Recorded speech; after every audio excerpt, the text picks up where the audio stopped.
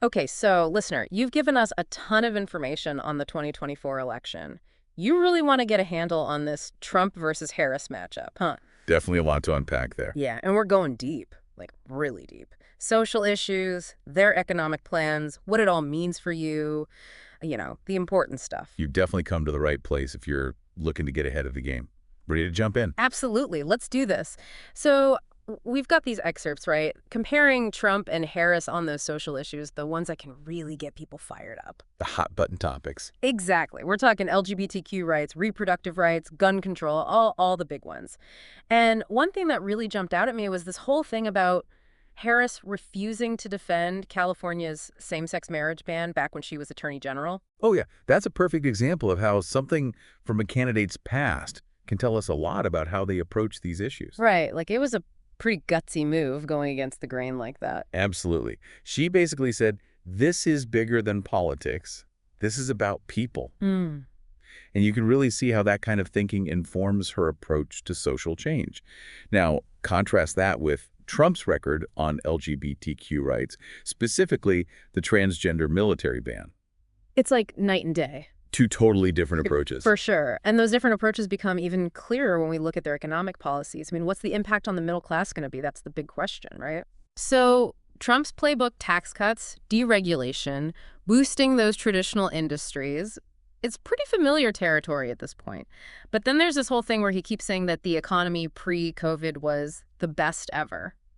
Did the sources you gave us back that up? Well, not quite. See, unemployment was low. That's true. But when you really dig into the data... Which, by the way, is what these sources do really well. Right. They go beyond the sound bites. And when you actually look at the numbers, some experts argue that the growth wasn't as amazing as he makes it out to be, especially compared to other periods in U.S. history. Interesting. So what about Harris? How does she plan on tackling the economy? Well, she's all about social safety nets, affordable health care, and really addressing income inequality. Think increased minimum wage, bigger child tax credits, investing in infrastructure to create jobs, that kind of thing. So it's about lifting people up, especially now with the economy the way it is. Exactly. Two very different approaches, just like we saw with the social issues. Makes you wonder how these two candidates even ended up on the same ballot, huh? Right. Okay, we can't talk about all of this without addressing the elephant in the room, Ryder. The source material includes allegations of racist comments made by Donald Trump. Now, just to be super clear, we're not here to tell you what to think or endorse any viewpoint. Right, we just lay out the facts. Exactly. We're just trying to make sense of all of this together. So, to be objective, the sources cite instances where Trump has made comments a lot of people see as discriminatory. Definitely controversial. Yeah, and they particularly impact Black and Latino communities, Muslims, immigrants. It's a lot. And, it's important to remember that the use of race and identity in political campaigns isn't new. Like, it has this long, complicated history in America. Something to think about as you evaluate these candidates and their campaigns. Speaking of complicated histories, it makes you think about the parties themselves, right? Oh, We get so focused on these individual candidates, but their parties have a huge influence on everything. Totally. And the research you gave us, it really digs into how both the Democrats and the Republicans have changed over time. It's fascinating stuff. You see, the Democrats, they've really leaned into this whole social justice thing, right? Like LGBTQ rights, stricter gun control, all that. And then the Republicans, they're sticking to those more traditional values, lower taxes, less government, individual liberty, those core conservative ideas. But it feels like all this back and forth has just made things so much more divisive. Yeah, no kidding. It's like everyone's just retreating to their corners, and finding that middle ground is harder than ever. No, seriously. Okay, and here's another thing I found super interesting in these sources, the whole campaign finance angle. Oh, yeah. Big money in politics. Exactly. So we see Sheldon Adelson's name pop up again as a major Trump donor. Casino guy, right? Yeah, huge. Along with Robert Mercer, the hedge fund billionaire. And then there's ExxonMobil representing that oil and gas support for Trump. A lot of familiar names there. It really makes you think, Like, how much do these donations influence his stance on deregulation, those corporate tax cuts, his whole approach to industries like fossil fuels? It's a valid question. It's like, does he feel obligated to these donors? Because they're certainly putting a lot of weight behind him. It's something to consider. Yeah. Now, on the other side, you've got Harris's donor list, and it's a completely different picture. Oh, yeah, totally different world. Unions are huge for her, especially the SEIU. And then you've got those big-name Democrats like Michael Bloomberg throwing their support behind her. And even Hollywood's getting involved. Yeah, people like Shonda Rhimes donating serious money to her campaign. Wow. So it seems like no matter who you are, big money always finds its way into politics. It's hard to escape. Right. It's like this constant tug of war. And it makes you wonder, where does the real power lie? Is it with the people or with these big donors? It's a question worth asking. For sure. Okay, so let's play this out. What does a potential Harris presidency actually look like? I mean, based on all this research, what can we expect? Well, it seems like she'd be building on a lot of what Biden's already done, but maybe pushing that progressive agenda even further. Like picking up the baton and running with it. Exactly. We're like expanded healthcare, aggressive climate action, and a continued focus on social justice reform, things like that. So basically, more of the same, but with a bit more. That's a good way to put it. But then there's the other scenario, right? The Trump comeback tour. Exactly. And that, my friend, is a whole different ballgame. No kidding. I mean, if we look at his track record, what he's been saying, I don't know, it feels like we could see a serious U-turn on a lot of things. Yeah, like a complete 180. Right. Imagine it. Rolling back those environmental regulations, getting even tougher on immigration, and who knows what else. And that America First approach to foreign policy, yeah, that could definitely make a comeback. It really highlights how massive this election is. We're not just picking a president. We're choosing a direction for the country. And remember, it's not just about who's in the Oval Office either. Congress plays a huge role, too. Oh, yeah, for sure. Like all those roadblocks the Republicans have been throwing up for Biden, especially in the Senate. That's huge. It's a big deal, and it could be a problem for Harris, too, even if she wins, if the Republicans control the House or have enough power in the Senate. They could totally shut her down. Precisely. It could be gridlock city, which would make it almost impossible for her to get anything done. Talk about frustrating. No kidding. It's like playing chess against a brick wall.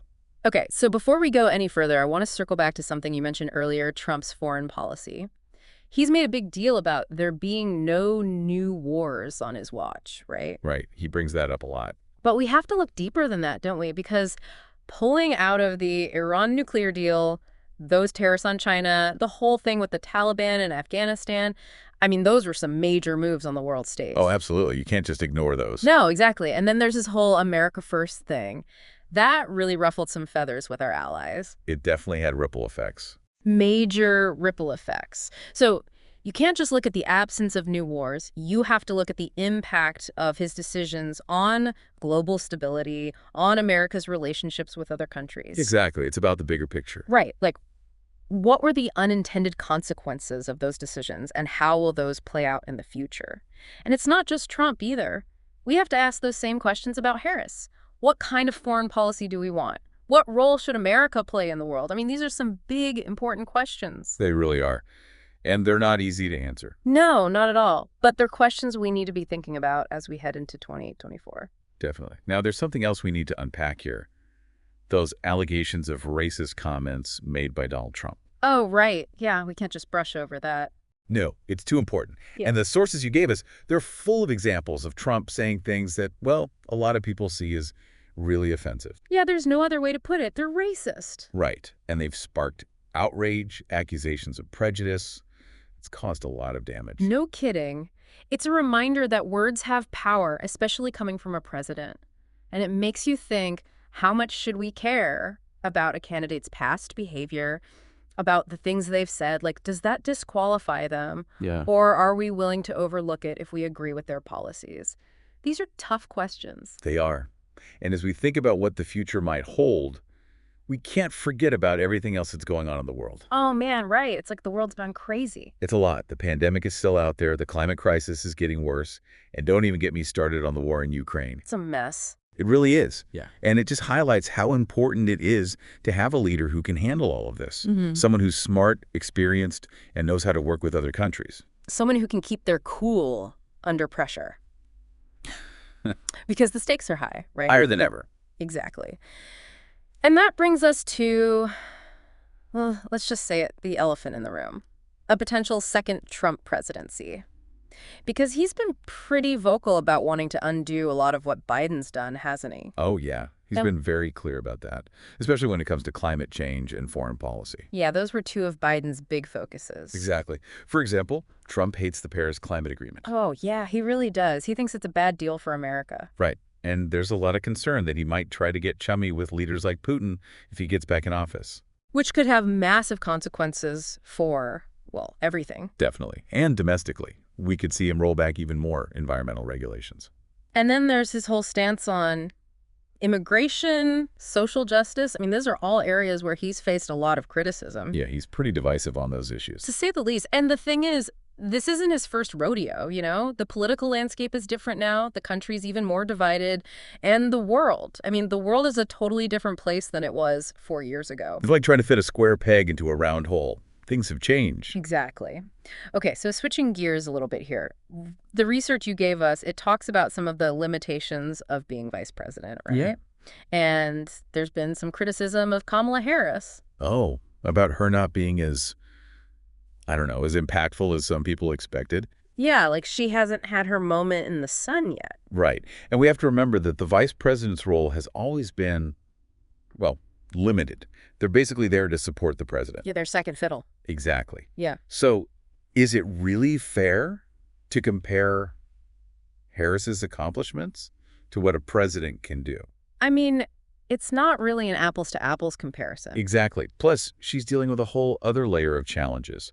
Being the first woman, the first black person, the first person of South Asian descent to hold the office, that's huge. Oh, it's unprecedented. And it comes with a unique set of expectations and obstacles. We have to keep that in mind when we're evaluating her performance. That's a good point. It's not like she's just another politician, you know? She's breaking down barriers, and that's going to come with its own set of challenges. Absolutely. And maybe, instead of chasing headlines, her approach is more about building relationships, working behind the scenes. Playing the long game. Exactly. It's a different style of leadership, but it doesn't mean it's not effective. Sometimes the most important changes happen gradually. It's about planting those seeds and letting them grow. Exactly. Okay, so back to Trump for a second. One thing that really struck me in these sources was the potential impact on the balance of power in Washington.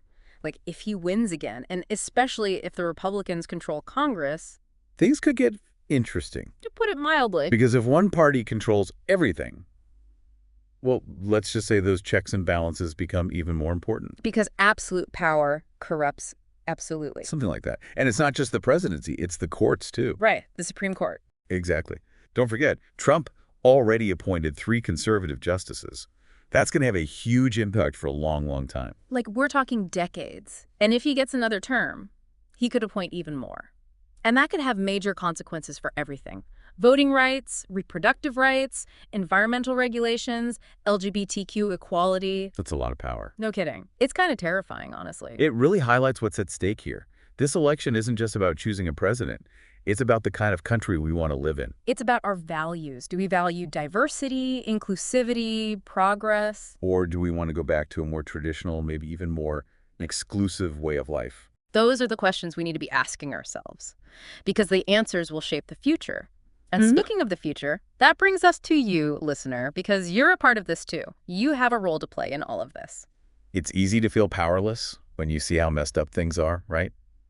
But the truth is, your voice matters. Your vote matters. You being engaged in all of this, that matters more than ever. This isn't just a spectator sport. Absolutely not. We need you in the game.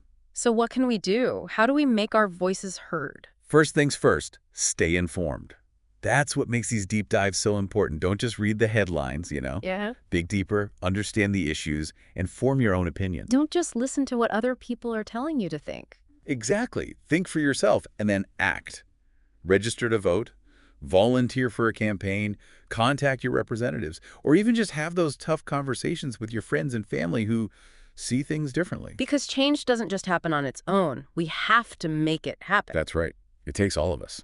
So, listener, here's the bottom line. Get informed, get engaged, and get involved. Because the future depends on it. I couldn't have said it better myself. Okay, so before we wrap up this deep dive into the 2024 election, I want to leave you with something that's really been sticking with me. We talked about those criticisms of Kamala Harris, right? How she hasn't been as visible or impactful as some people expected. Well, it got me thinking. Yeah.